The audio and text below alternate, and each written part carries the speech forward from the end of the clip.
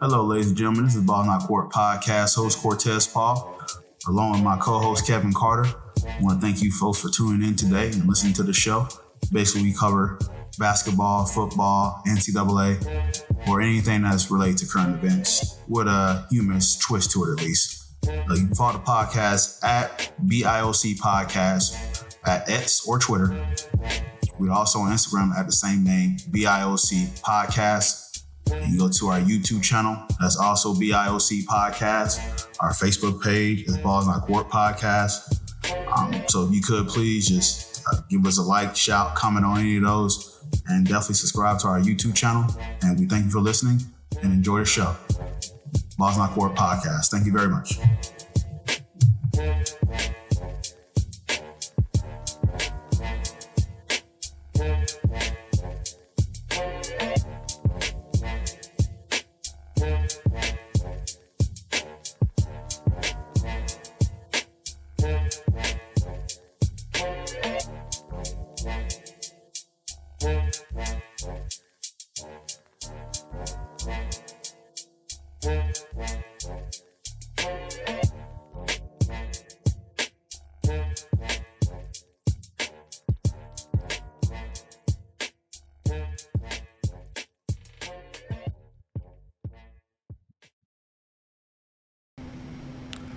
Welcome to the Balls Not Court Podcast. Cortez Paul is here. Got Paul Mack and Kevin Carter joining me tonight. Gentlemen, on this Tuesday evening, how are we doing today or tonight? Mr. Paul Mack, how you doing, sir? Have the Giants scored yet? Oh, God. No? No. I'm doing the same. I'm doing the same I was on Sunday night then. Dallas's defense is again, though. I'm here. Oh, man. Mr. Carter, how are you doing this evening? I'm fine. How are you guys? Hey, me and Paul got something in common. We got a common acquaintance. You want to know his name, Kev? It's called the letter L. No, it's called 0-1. Yeah, and the letter L. Apparently, his first name is Owen, and then his last name is Warren. This segment, this segment of the show is brought to you by the letter L. Oh, pain. Thanks for the reminder, Kev. Well, I guess we all can be. At least both my Achilles are still attached.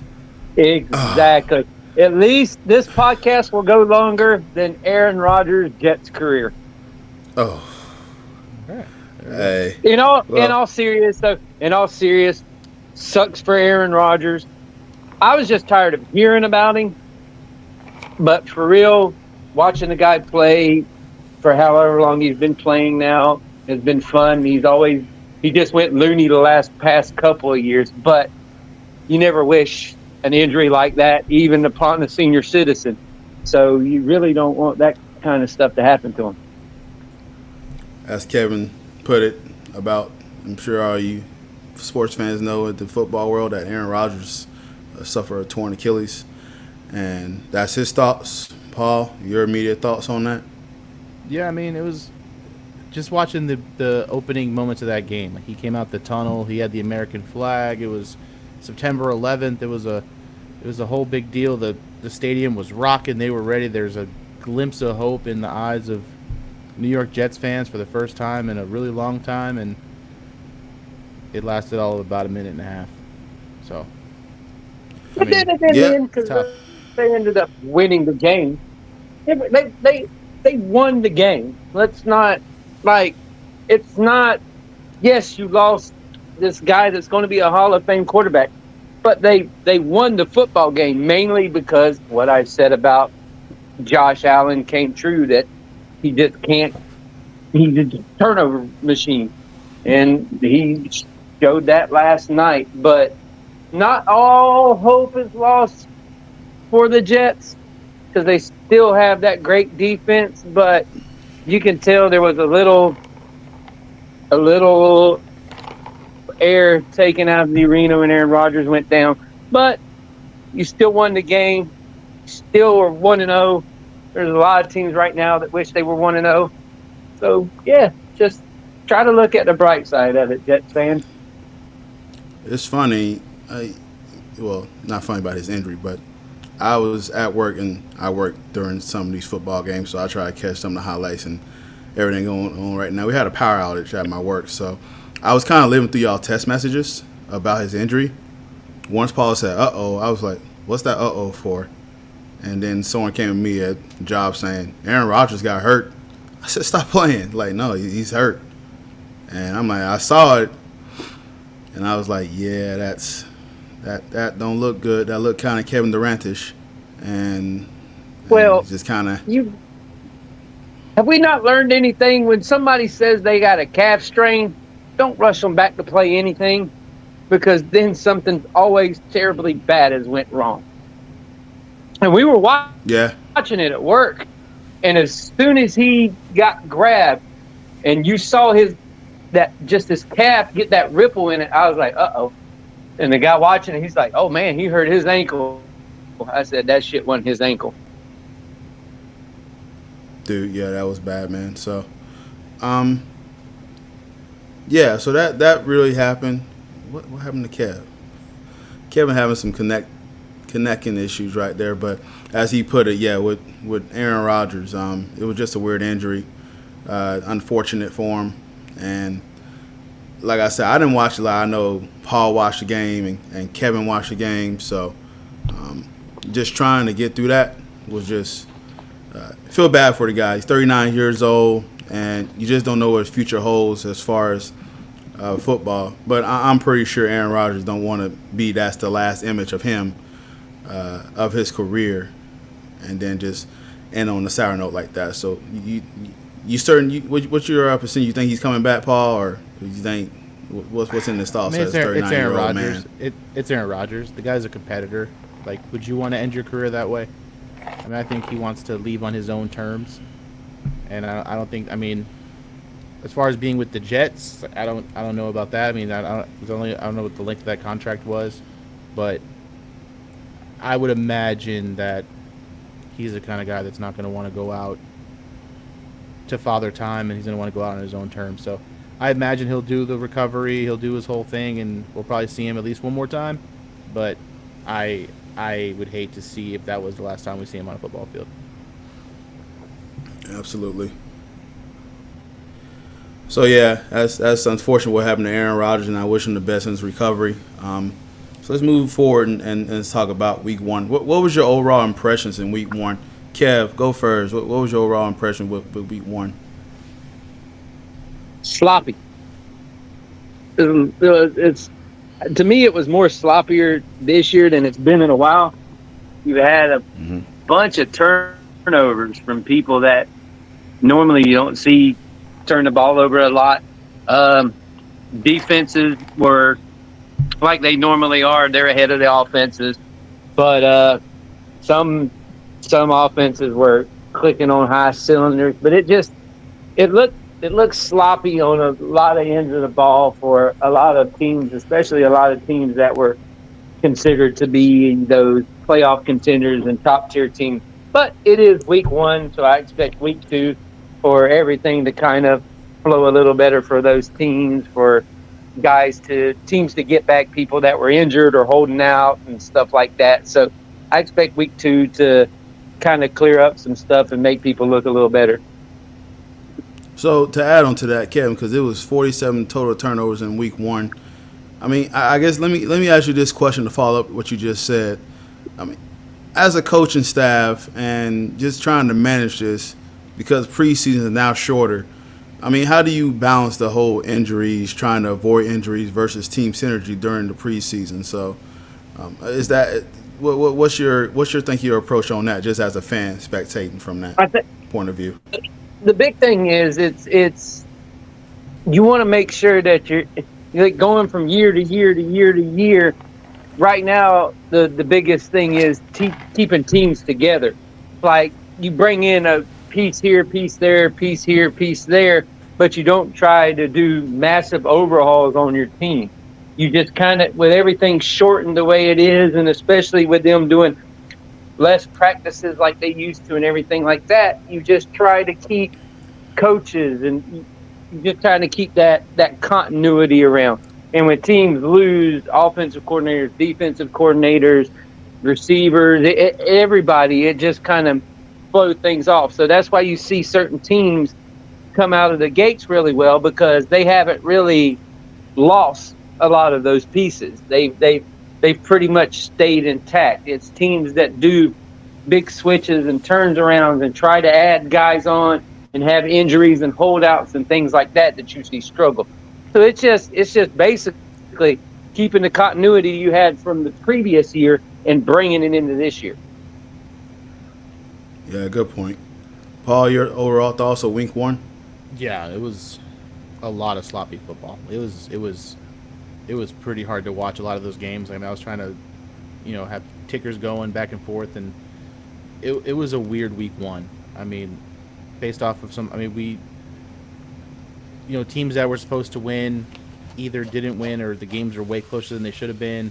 A lot of players that usually ball out just didn't show up. It was bad. But again, it's week 1, so I mean, knock some rust off. But we'll see what happens, and hopefully week 2 is a lot better.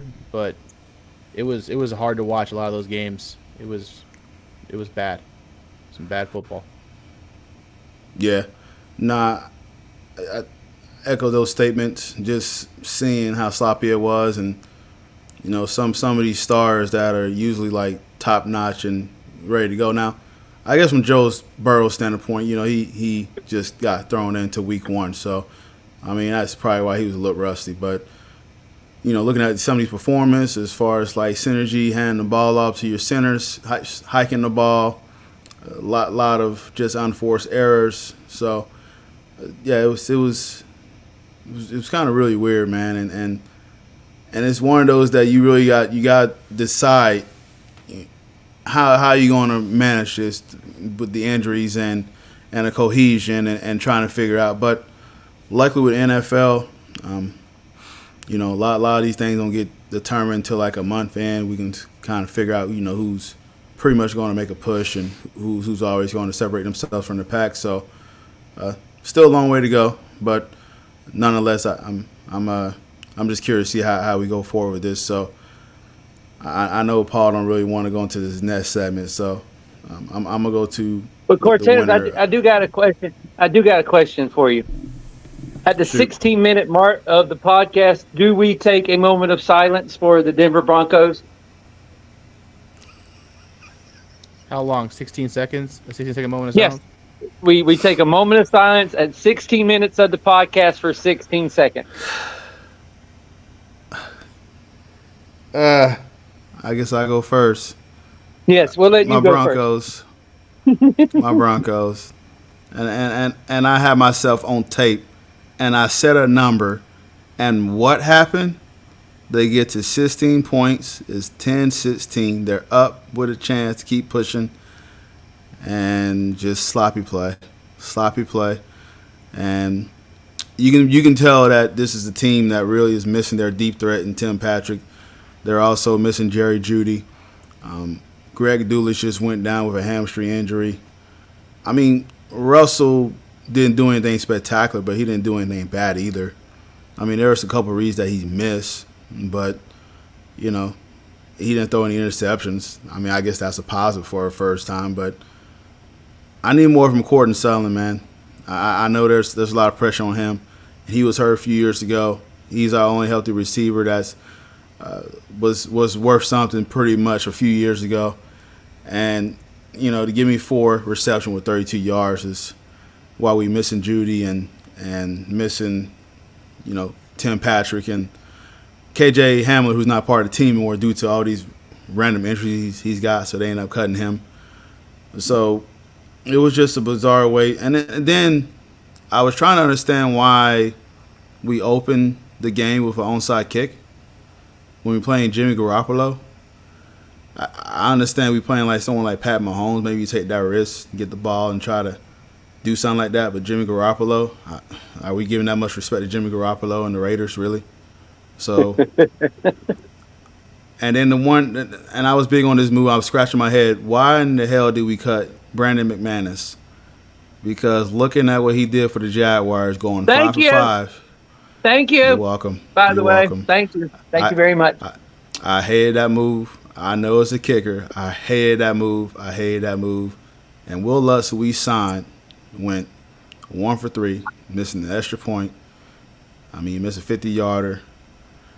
And then, so if you would have counted those points, at least the extra point, we at least would have been going to overtime. You would have got the 17. Yeah, we would have got the 17. But I told you, the Broncos has been doing this all last year.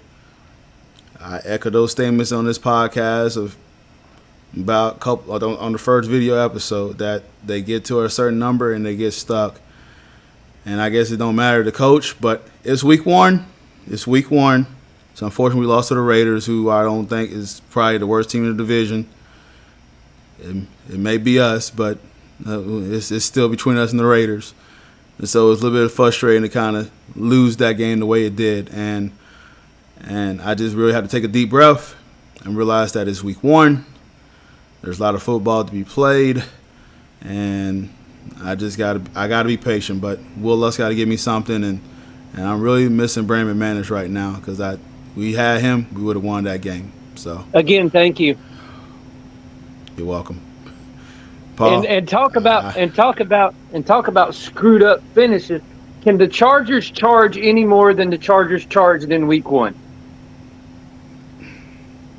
Unbelievable. That game was nuts.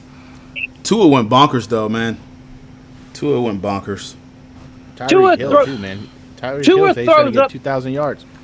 Tua throws up beach balls, like literally beach balls. They hang for so long, but every DB and their brother cannot seem to pinpoint it, and for some reason Tyreek Hill always ends up with it. I'm like, you were in the area. Stick your hand up or turn around or do something because the ball is literally floating to Tyreek Hill. And Tyreek Hill's just like, thank you, I'll just keep running. And I'm like, how the hell are all these throws just making it and nobody's turning around to even look for the ball? But it is the Chargers. I watched them do it personally myself, and I'm like, oh my God, man, y'all, such a talented team, but they just do some dumb shit.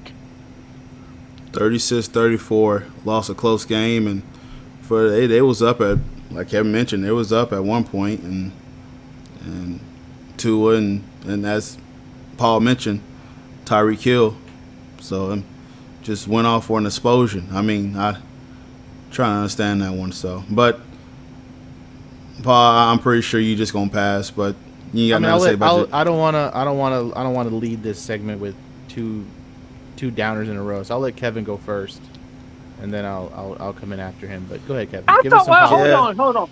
I thought the people that win were supposed to go last, but that's okay.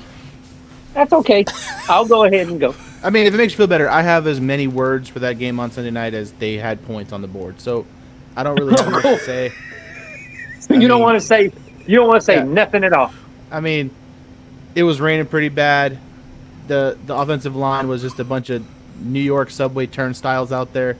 Dallas was just doing whatever they want. I have never seen a man run for their life that bad in my life. Every snap was just a scramble. A lot of just, there was no time to go. I mean, I knew the moment. It's funny, my power was actually out, and it came right back on after they blocked the field goal and returned for touchdown. So they were down 7-0, then my power came back on, and I just wish it stayed off. And that shit was a good. Their opening drive was great, up until that block. And then as soon as that block happened, it looked like it just sucked the life right out of the Giants. And then from there on, it was like they just unleashed everything on them. It was insane. The defense, the first couple drives for Dallas, the defense held strong. I mean, they had a couple field goals, whatever. But it's just, you can only do so much when your offense can't move the ball, and that defense is not good enough to be on the field for that long. And there was zero pressure to Dak Prescott. He was doing whatever he wanted to. Tony Pollard had a nice game. It was bad, and the the bright side is it can't get any worse. So I guess it's going to come out like that in week 1. And the bright side is, who do you play next? Who is it? I didn't even check. I had it up here. Here. The Arizona Cardinals. So there you go. I was waiting for y'all to find out because I was going to tell you. So there's some bright spots on the horizon, and I managed to watch the whole game. I just hoped they could score, and they didn't. But it wasn't great, and I don't really know. People are going to blame Daniel Jones a lot because he got the big contract, and they're going to look at him like he's a crazy person. But I mean, it wouldn't have mattered who your quarterback was in the situation. There was that offensive line did absolutely nothing, and Darren Waller showed up a little bit. He made a couple nice plays. So I think the Giants are learning that they need to kind of run through him on offense. He's going to be the guy that's going to set things up and get you into shorter third downs where you can utilize Saquon Barkley. They had him in kind of going wide receiver a little bit, so they would spread him out wide, put him in motion, do some cool things with Saquon. But when you're down that much and you can't run the ball anyway, I mean, it's not a good offense to be a one-dimensional offense, and it was bad news. And the bad part is these shabby offensive lines are going to get a lot of franchise quarterbacks killed because they're giving all these money to all these skill position things, and nobody's looking at the line to actually put money into their line to keep these guys from getting just annihilated. And it's going to cost a lot of teams some crazy bills when they have to pay them for all these knee injuries that their quarterbacks are going to be getting because these guys are getting hammered. Yeah. Kev, you want to talk about your Jags? And never have I seen the Jaguar fan base on X or whatever you want to call it now go completely insane go in the negative terms after scoring 31 points and winning a game by 10. I'm like, y'all need to calm the hell down. I'm like, they was complaining? Yes. I'm like, y'all act like we've had this shit for 8 years. I'm like, enjoy. We're not the fucking Patriots from when Tom Brady was there. Enjoy that we just scored 31. When's the last time we scored 31 points in a season opener? I'll tell you, never. I'm like, dude, y'all calm the shit down. We just had a wide receiver. We just had a brand new wide receiver go over 100 yards, and he almost had it in a half. You just watch your franchise quarterback throw 4 throws that only one other guy in the league is making, and you want to bitch about shit. I'm like, come the fuck on. I'm like, we have no reason to bitch about a God-blasted thing. I was like, be happy for once. It's real. It's happening. You've got good players, and you've got a good quarterback, and you have a good coach. Please just enjoy it for a second. Hold on. 5, 4, 3, 2, 1. Moment of silence for the Denver Broncos.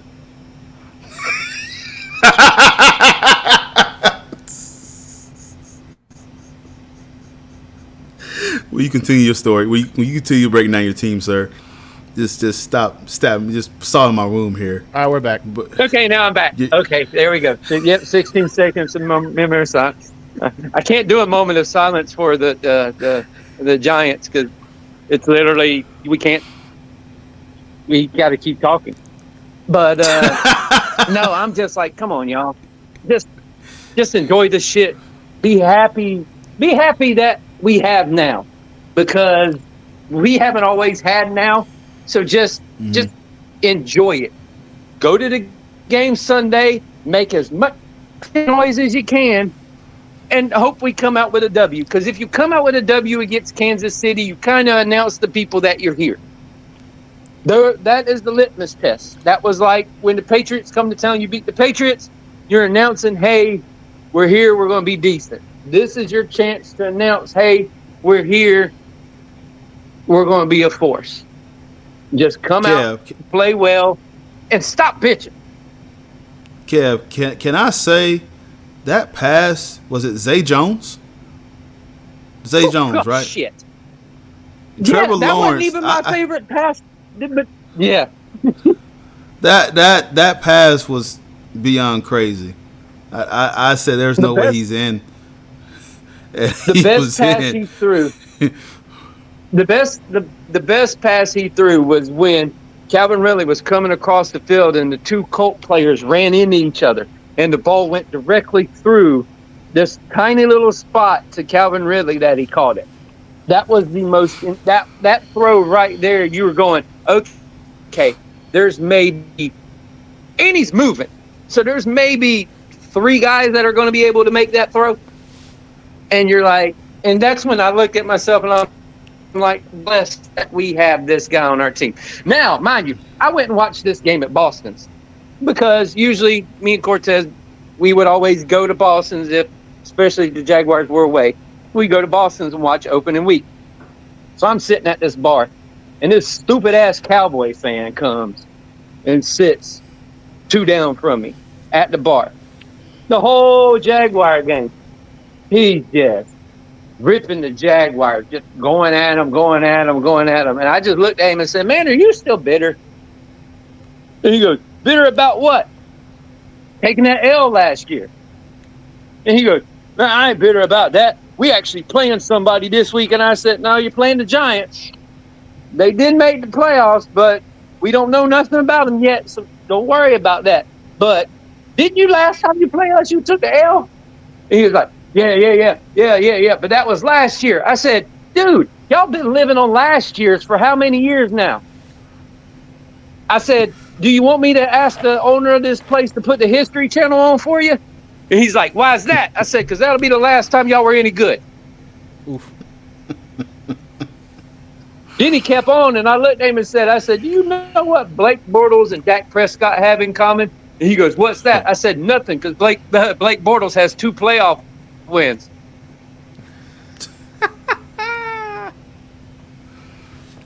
Wow. And his buddies were just laughing. He said, you ain't got nothing to say to him? He goes, I said, no, because he don't even remember the last time Dallas won a Super Bowl. Cold-blooded. Mm-hmm. On the subject of that, on the subject of that game, though, how you two guys being Gator boys, how'd you feel about Anthony Richardson? How did he? I think he did well. I think he played. Very impressed with him. I think they kept it simple, but he's got to learn one thing. He can't do that shit that he did in college, where he's going to run away from people and shit. Can't do it no more. Because it's like Trevor told him after the game, dude, you did well, but you got to not take those hits. He goes, they come different. Trevor said, those hits, they come different. He goes, you're going to have to learn how to get down. But other than that, I think he played within the system, and he played well. He played like a rookie, but he'll be fine once he gets the nuances and everything down. His touch just needs to be better, because the deep ball, he'll be able to throw that. He's just got to learn to hit them crossing routes and everything that was those short range throws.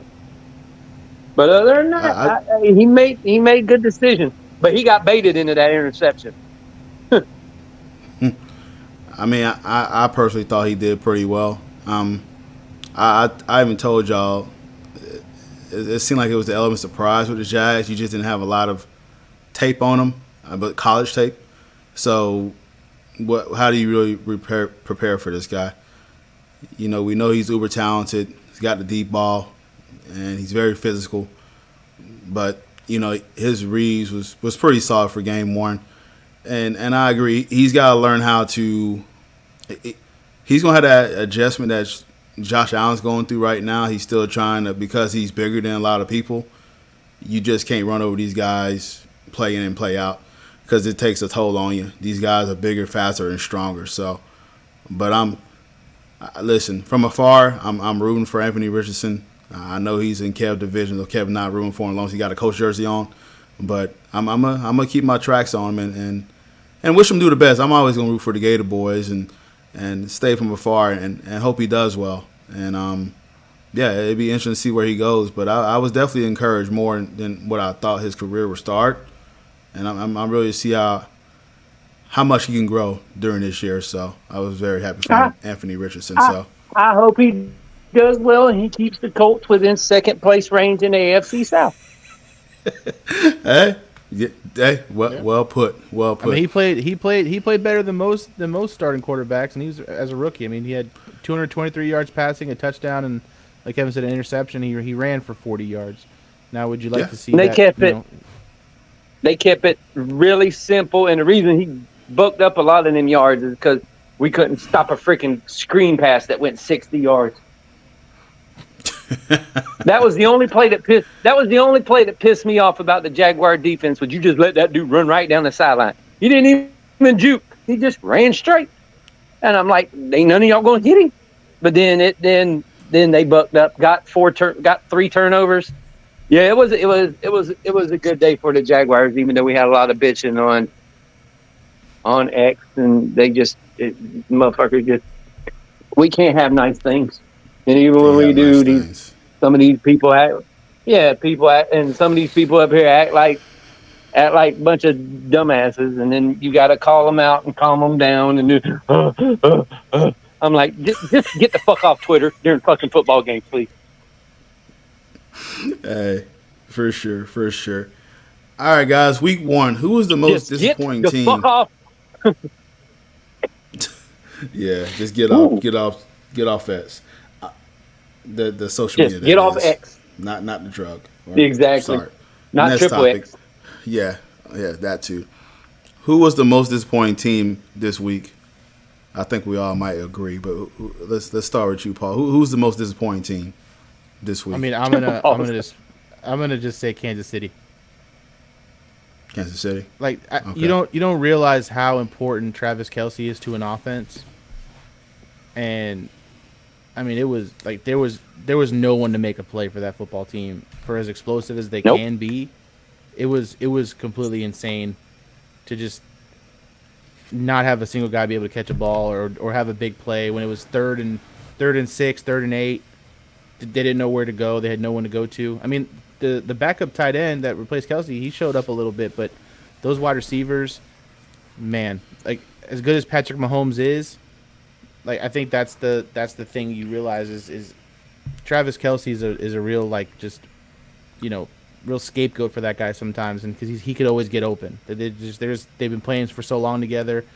I don't even know if that guy runs routes. Just like playing backyard football. We don't. Mahomes knows where he's going to be, where he's going to go, and I was completely blown away at that offense for as many points as they can put up and as many yards as Mahomes can throw.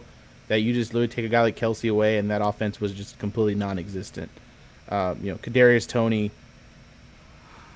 Wow, that guy. Stone hands. And that guy had the audacity to comment on the Giants game Sunday night too, which is pretty funny.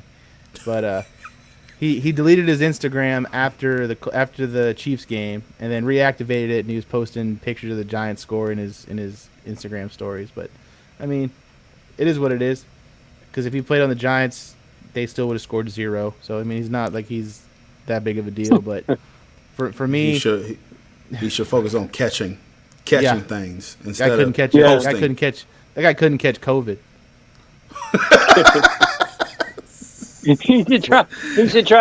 He should try to catch a post instead of making one. Exactly. But yeah, no, exactly. For me, that's who it is for me. So I'll let one of y'all guys go. Kev, who's the most disappointing team for you in week 1? The Buffalo Bills. They disappoint. They like I said, Buffalo takes 3 steps forward and then takes 100 back. And then if Josh Allen reverts back to this kind of Josh Allen, they're in for a long year. Because once he gets those turnovers going, and we saw it when he got them going before, they just pile up. And they don't stop. So he needs to stop the bleeding here come this week, or there's going to be some trouble in Buffalo. But they disappointed the heck out of me, especially after you've seen Rodgers go down. Like, as soon as you seen Rodgers go down, you should have started stepping on their throat. And instead of stepping on their throat, you gave them a bunch of just turnovers. Like you were Oprah. You were like, you get an interception. Well, he only gave it to one person. He's like, you get an interception. I'm going to give you another one. And then I'm going to give that guy another one. And then I'm going to give you a fumble. But, man, it was just, I was disappointed. I'm like, dang, y'all couldn't even beat him after he was gone? Come on, y'all. Y'all got to do better than that. I echo those statements, Kev. It's got to be the Buffalo Bills for a team that has Super Bowl aspirations. And before the season, we were putting them up there as Super Bowl contenders. And to come out like that after emotions are running high, it's 9-11, Aaron Rodgers' first games, after 4 plays, he go down. We know to find out it was just an Achilles injury. And you come out and lay the dud like that, throwing balls in places that you're going is, you're diving for a first down that's 4 yards short. Like, I mean, just some of the boneheaded IQ plays that he was doing. I want to say Buffalo Bills, but this is all on Josh Allen, man. Like, Josh Allen needs to be called out, and this is something that is plaguing him. And I know Paul mentioned earlier on one of the other podcasts is that, you know, it seemed like him and Stephon Diggs are cool. Well, those two was that get on the sidelines again. And, I mean, I know it's in the competitive nature. They're all competitive, especially Stephon Diggs. He wants to win. And I don't know if he's just trying to force the Stephon Diggs because now we having a whole Keyshawn Johnson moment where we have just giving the damn ball. And I don't know if that was Stephon Diggs in his ear. You spread the offense. You got talented, skilled players. You got some talented backs in the field that can catch the ball. And just slow it down. But I was so disappointed, and I know the Jets' defense are for real. They are for real. Like, they have been for real before Josh gave them any gifts as far as turnovers and fumbles and interceptions and everything like that. But it was just incredibly disappointing for a team like that is so close to just getting back to the Super Bowl and getting there, and then you just shoot yourself in the foot. This is a game, like Kevin mentioned, this is a game that air out of that stadium was just gone after Aaron Rodgers game now, and Zach Wilson came in and beat you again, so as he did last year. And this is a divisional game too, so these games matter more. This is a game that you really needed, and for you to drop that game and the circumstances and everything that just happened, you got to put, Kevin said it's right, you got to put your foot in your throat. So it was just disappointing to see them lay a dud at a game like that. So, but yeah, I'm good with it though. You know, keep doing. Yeah. I'm pretty sure any AFC contenders and I'm pretty sure you're pretty excited about that. All right, I'm gonna start doing this segment. I'm good with the way the first week went. I'm sure you are. All right, I like to do this segment every week. We're gonna start this BIOC Balls Not Court podcast Player of the Week. Who's invited to the cookout? I want y'all to pick y'all one top player who impressed you this week. Kev, you do the honors. Who's invited to the cookout? I know you like to cook some brisket and some ribs and get the smoker going. Who's gonna get a plate from you, man? Oh, I'm bringing my boy with me. Calvin Ridley is coming to the house. For a guy that's been away from the game for almost 2 years and to come out and have 100 yards in his debut with a team and a touchdown, yeah, he's coming to the cookout. Gotcha. Paul, who's invited to the barbecue? What you cooking for him, man? I'm going to choose a guy who had a lot of eyes on him last week, and it's going to be Jordan Love from the Green Bay Packers. Ooh. Man threw for 245 and 3 touchdowns, no turnovers. He came in and he's invited to the cookout. He can date my sister. He can do whatever he wants. I don't care. Like that guy came out and he showed what was going on, and he might be the real deal after Aaron Rodgers leaves. Like so, you know, there was a lot of questions on him. He hasn't played a lot of snaps, and the little bit of time he has played, it's been iffy of like, oh, does this guy have it? Is he the future of the franchise? And I know it was against the Bears, and I know there was some things going on there, but to go out and put up a performance like that and not turn the ball over when there was there was 47 turnovers last week, to not be a guy making any of those and essentially your first big start of your career, just kudos to that guy. Gotcha. All right, so who's riding my cookout? I'm gonna make sure I have a baked potato for you on the grill. Get you a steak. I know you probably like a medium well. Make sure I throw some Bubba Burgers on there for you. My dog Christian McCaffrey, step up, man. You had 152 yards on 22 carries, 1 touchdown, 3 receptions. Was all over the field. And actually, you can actually bring your homie Brandon Ayuk as well too, because he showed up too. And you can bring the whole goddamn. You can bring all of San Francisco. Just bring all of them. Yeah, bring them up there because they whooped that ass. Yeah, that's a good Steelers teams that we pretty much discussed. Thought that they young and upcoming Steelers teams, but they got their butts handed to them, and so I just want to show those guys some love. Just say it right. San Francisco beat their ass. Like just continue to just stomp and kick and hit and did whatever to them. They beat their ass. Gotcha. All right. Well, who was our top 5 teams after week 1? Kev, I already know one. Your team's gonna be in there, so go ahead and give me your top 5. Just,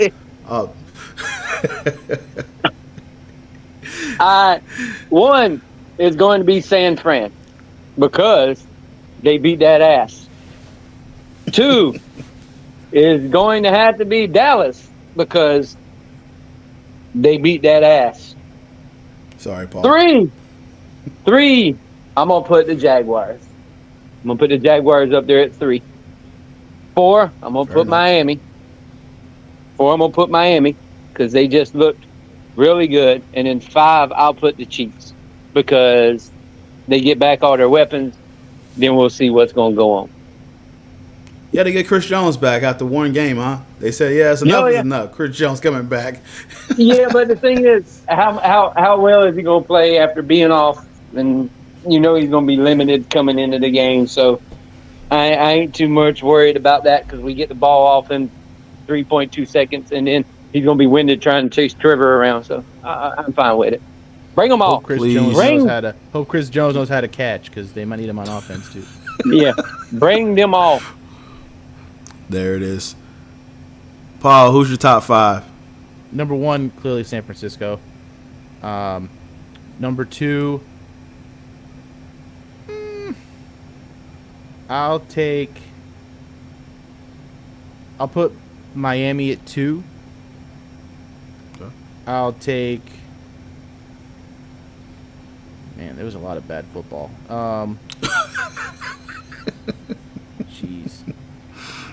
Brutal. I'll put Philly. No, I'll put Baltimore at 3. Mm-hmm. The Rams at 4. Okay. And I'll take I'll throw Dallas in there at 5 because that was a really impressive display by that team. I'm hats off to Dallas, but that's what I'll go with. Got you. Good selection, gentlemen. All right, let's go and review our week 1 picks. What about you, pal? Who are your top 5? Oh, we run short on time, but I can go ahead and do mine right quick. My top 5. We're never running short on time. You just keep going. Go. All right, so number 1 is definitely San Fran. San Fran was very impressive in their victory. Beat a up-and-coming young Steelers team. 2, I'm going – Kevin's going to be having here. I'm going to Jags. Jags look at that. on the road. Came on the road. They got a tough test coming up this week, so I'm eager to see how they're going to answer the bell here. Be a rematch. They played in the play what before the AFC Championship, right? Round. Yeah, it's the divisional round. Okay, yeah, for sure. Number 3 is Dallas Cowboys. Dallas Cowboys came out and just was defensively controlled that side of the ball and put a lot of pressure on that offensive line and really kind of rattled Daniel Jones. So I think they really did a good job with there. Number 4 is the Detroit Lions. Very impressed with them to go on the road and squeak out a win. Arrowhead is a tough place to win, so I want to give them a shout out to that and for them to get a win and start off the right season. I think Detroit's heading in the right place and be on their way to win that division. And then number 5 is the Miami Dolphins. Miami Dolphins squeaked out Tua and Tyreek Hill and that explosive offense. Listen, I mean, I know it was a close game, but those two teams are pretty good, and the AFC going to be pretty much upper class, so we'll expect that game to be close and back and forth. As Kevin mentioned earlier, they blew it, the Chargers did, but Dolphins took advantage of the opportunity and went ahead and took that, so that'll be my top 5. So to review our picks, Paul wanted me to tally them up, and I did tally them up. So for week 1, I was 9 out of 16, and Kevin was 9 out of 16, and Paul was 10 out of 16. So Paul is our week 1 winner for our picks. So congratulations, Paul. So like I said, these games, week 1, as we all mentioned at the beginning of the podcast, was just kind of fluky and weird. But for the most part, this is why you play the game, as Herm Edwards say. That's why you play the game, because you just never know what happens and expect the unexpected. So congrats to Paul, and now let's get into what we are telling you people is don't listen to a fucking thing we say when we're picking these fucking games. It's all a crapshoot. So, but hey, it's all fun and games. So we would like to hear you guys for your picks as well. So make sure you put them in the comments on the YouTube channel, and it'd be fun to see where we can get where we're at. Hey, 9-7, 9-7, still a playoff record, boys. Yeah, it's very, very solid. So now we're finna move on to week.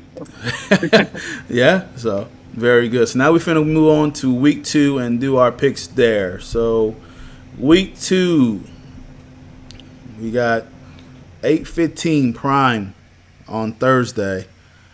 The Vikings at the Eagles. 0-1 Vikings at the 1-0 Eagles.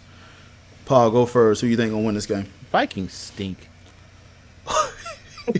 I tried telling you guys that, but y'all was like, Jesus. I mean, kudos.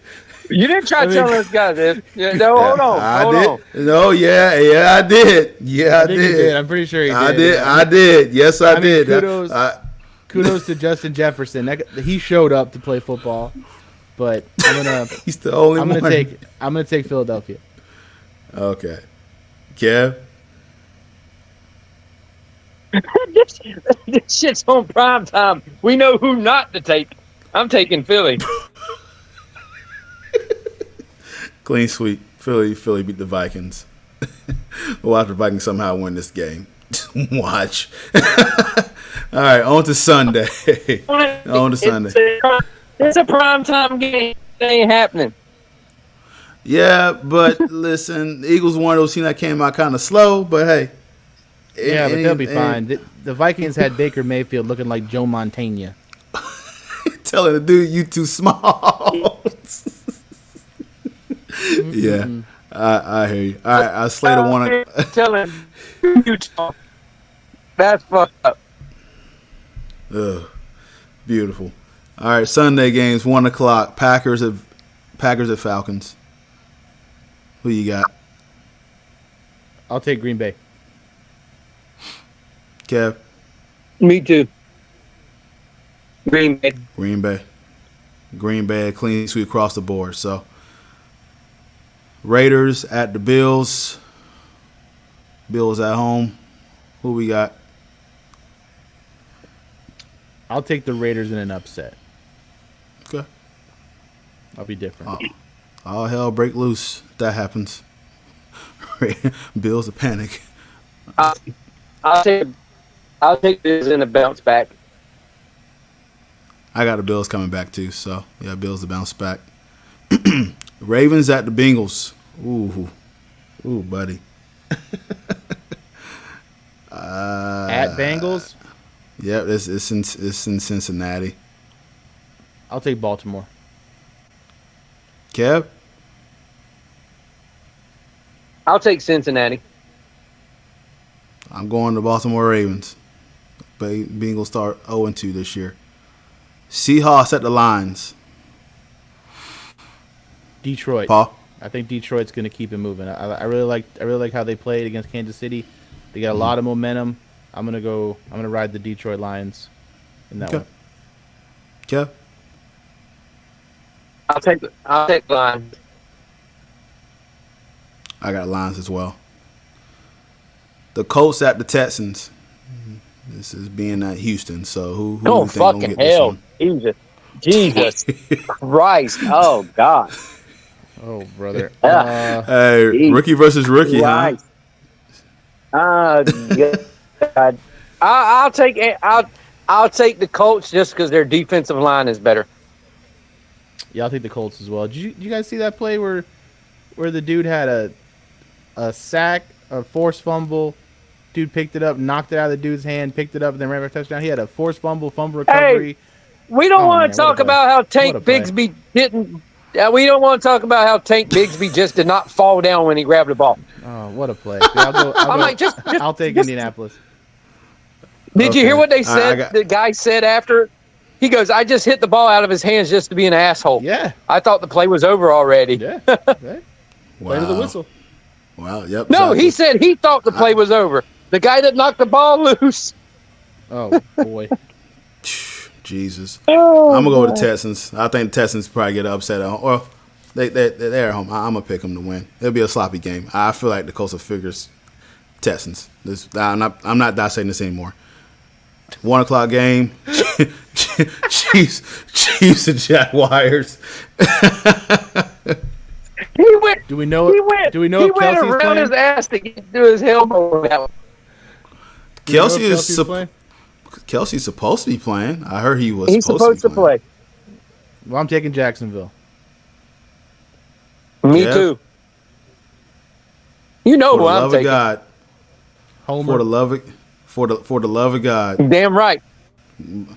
Because all the Chiefs that I can't stand the Chiefs. I am picking the Jaguars to make a statement in week 2. They're gonna make a statement. So go Jags. Go Jags. Ooh, here's a fun game. 1:00, Bears at Buccaneers. Ooh. Oh, Jesus Christ. God almighty. Fucking hell. I knew you was gonna say that. Kev. The one thing I will say about Tampa Bay, though, is their defense, although they're old, they still play good. So I'm going to take Tampa. Okay. Yeah, Tampa's got more weapons on offense, especially. So I'll take Tampa. Mike Pay Me Evans will have a big game at home, and they will beat the Bears. So, I agree. The Chargers at the Titans. Oh, Jesus. Chargers get this game. Yeah, go Chargers. Go Chargers. Yeah, that's San Diego Superchargers. Because we know what I always say. What you say? Fuck the Titans. There it is. I want you to say it. I just lobbed it up. Like Dwayne Wade to LeBron. Just lobbed it up. So. No, you don't. He said it. Damn it. We're going to make it out of another show. God darn it. Sorry. Okay. No more saying his name.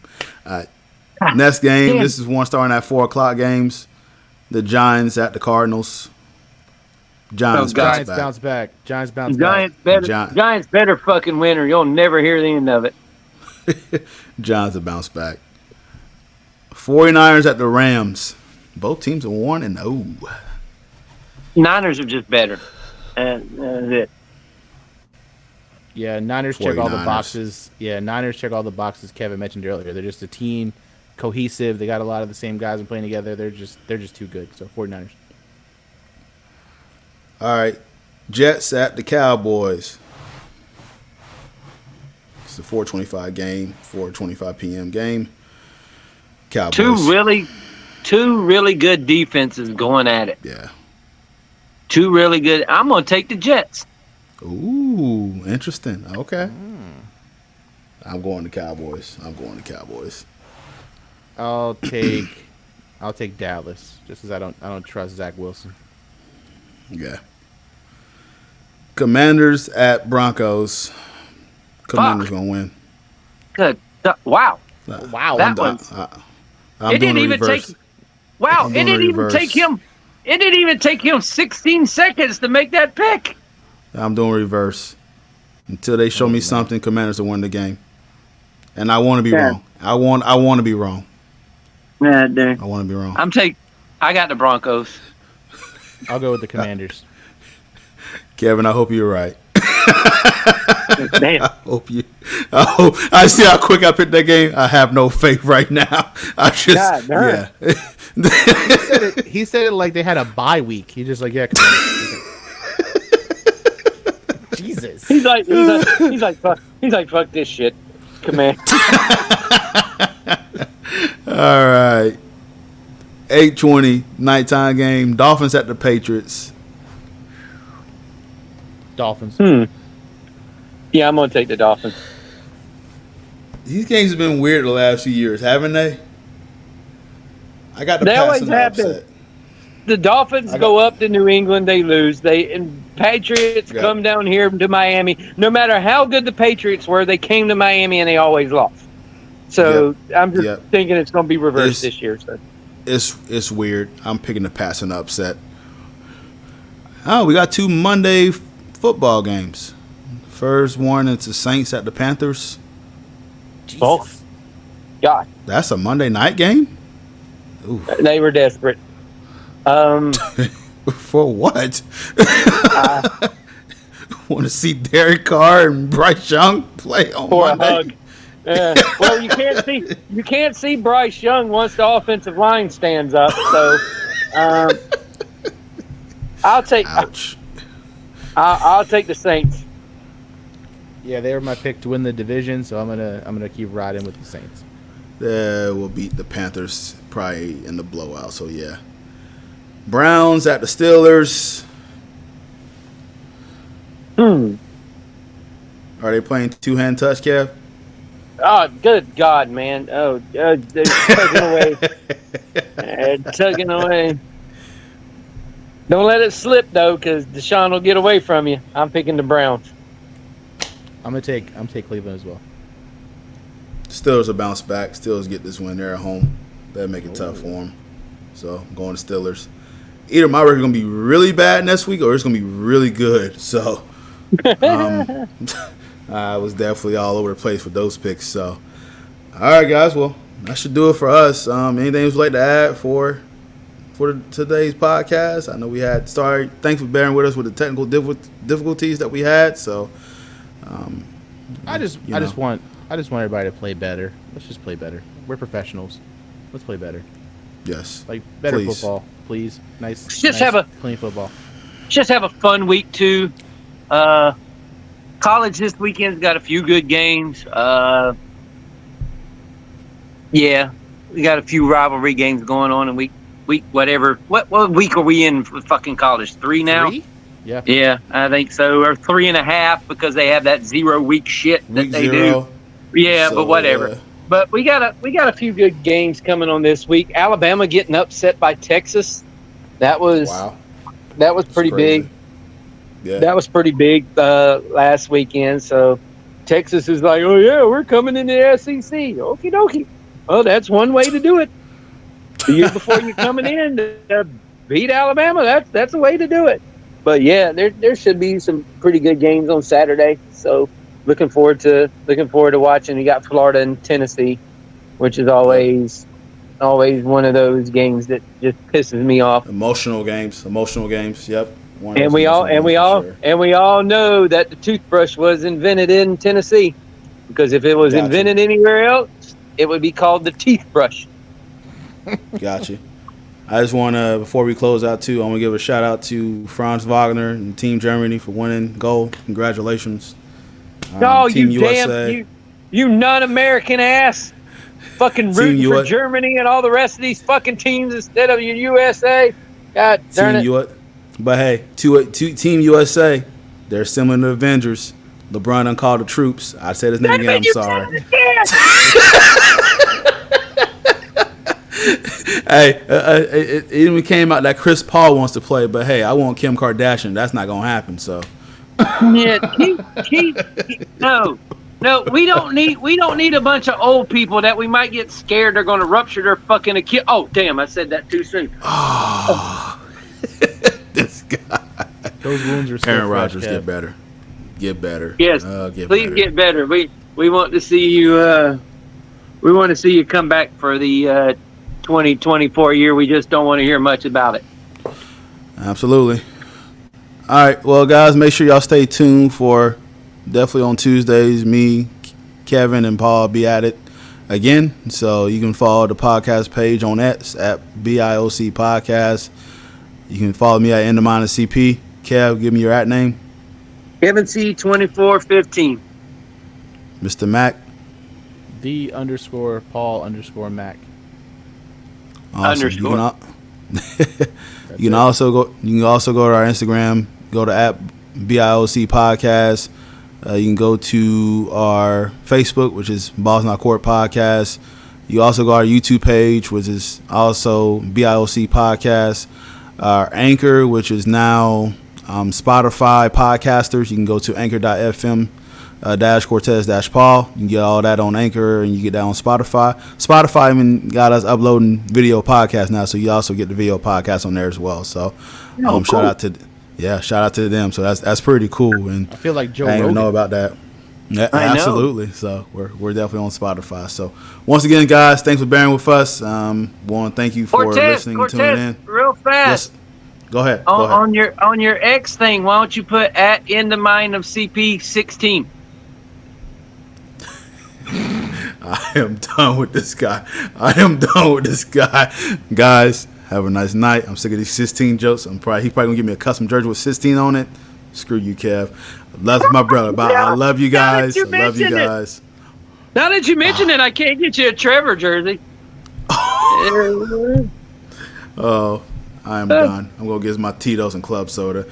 Ladies and gentlemen, thanks for listening. Balls Not Court Podcast. He's going to have 16 of them.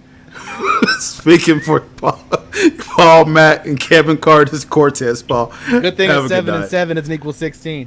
Oh, You know my how God. many- I'm you know how many done. calories his usual drinks have? 16. Let's go. Oh, good night, guys.